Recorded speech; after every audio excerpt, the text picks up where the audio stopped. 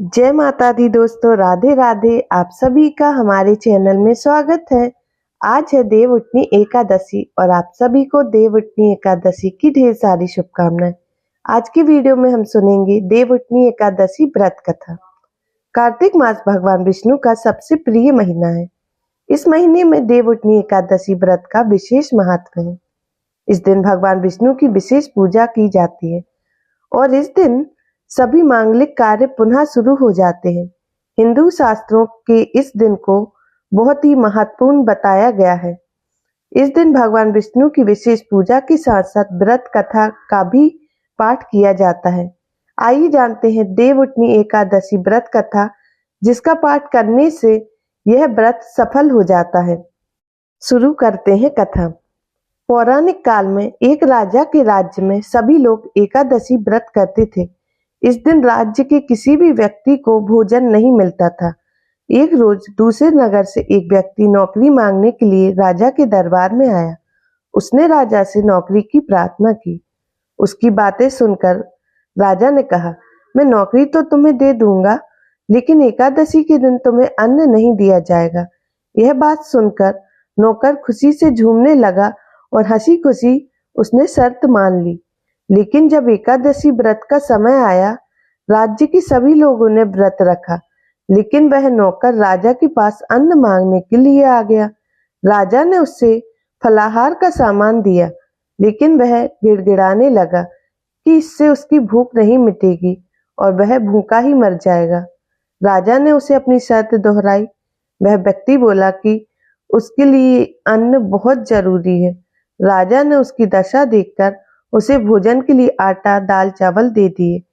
यह नियमित रूप से एक दिन के लिए किनारा कर गया और उसने भोजन पकाया। भोजन पकाने के बाद उसने भगवान को निमंत्रण दिया और कहा, हे भगवान, अपना भोजन कर लीजिए।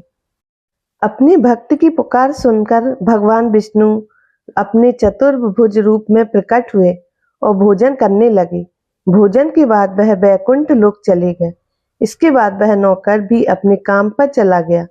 जब दूसरे मास में एकादशी तिथि आई, तब उस नौकर ने राजा से 2 गुना अनाज मांगा।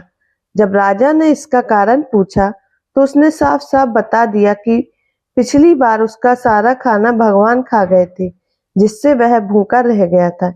यह बात सुनकर राजा को विश्वास नहीं हुआ और उसने उस नौकर को अन्न देने से मना कर दिया। तब नौकर ने उस राजा को अपने साथ चलने का निमंत्रण दिया और कहा कि वह खुद ही यहाँ आकर देख ले। उसके बाद नौकर के साथ राजा नदी किनारे गए और एक पेड़ के पीछे छिप गए। वहां पीछे छिपकर पूरी घटनाक्रम को देख रहे थे। इसके बाद भी नौकर ने भोजन पकाया और भगवान को निमंत्रण दिया, लेकिन भगवान प्रकट नहीं हुए। शाम तक वह भगवान का इंतजार करता रहा और उन्हें पुकारता रहा, और इसके बाद भी भगवान प्रकट नहीं हुए। अंत में उसने कहा कि हे भगवान, यदि आप भोजन करने नहीं आएंगे तो मैं नदी में कूदकर अपनी प्राण त्याग दूंगा। वह नौकर जैसे ही नदी की ओर बढ़ने लगा, तभी भगवान विष्णु प्रकट हो गए और उन्होंने अपने भक्त के द्वारा बनाया गया भोजन ग्रहण किया। भोजन के बाद वह अपना नौकर को अपने साथ अपने धाम ले गए। राजा को यह आभास हुआ कि वह भगवान की भक्ति नहीं बल्कि आडंबर कर रहा था। सच्ची भावना से ही भगवान प्रसन्न होते हैं और दर्शन प्रदान करते हैं।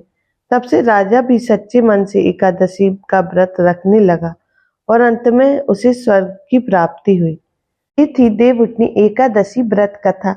और अब जानेंगे एकादशी व्रत पूजन विधि एवं सामग्री।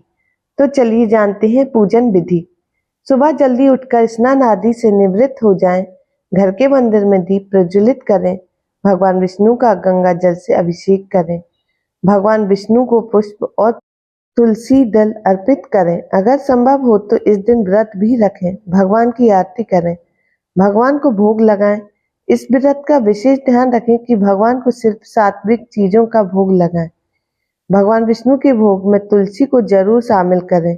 ऐसा माना जाता है कि बिना तुलसी के भगवान विष्णु भोग ग्रहण नहीं करते। इस पावन दिन भगवान विष्णु के साथ ही माता लक्ष्मी की भी पूजा की जाती है। इस दिन भगवान का अधिक से अधिक ध्यान करें। एकादशी व्रत पूजन सामग्री: श्री विष्णु जी का चित्र अथवा मूर्ति स्थापित करें। पुष्प, नारियल, सुपारी, फल, लौंग, धूप, दीप, घी, पंचामृत, अक्षत, तुलसी दल, चंदन, मिष्ठान, ये सारी सामग्री आप पहले से ही रख लें। देवउठनी एकादशी पर भगवान जागते हैं। ज्योतिषाचार्य ने बताया कि पौराणिक मान्यताओं के अनुसार भगवान विष्णु 5 माह की योग निद्रा के बाद उसी दिन जागते हैं। इसी कारण इस दिन को देवउठनी एकादशी कहा गया है। ऐसे में भगवान विष्णु का आशीर्वाद पाने के लिए भक्त कई उपाय भी करते हैं, लेकिन आशीर्वाद पाने के लिए कुछ ऐसे भी नियम हैं जिन्हें देवउठनी एकादशी के दिन भूलकर भी नहीं तोड़ना चाहिए। चावल ना खाएं, इस दिन चावल नहीं खाना चाहिए। मांस मदिरा का सेवन नहीं करना चाहिए। महिलाओं का अपमान न करें।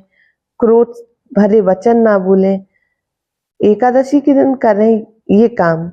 ज्योतिषाचार्य ने बताया कि एकादशी के दिन दान करना उत्तम माना गया है। एकादशी के दिन संभव हो तो गंगा स्नान करना चाहिए। विवाह संबंधी बाधाओं को दूर करने के लिए एकादशी के दिन केसर, केला या हल्दी का दान करना चाहिए।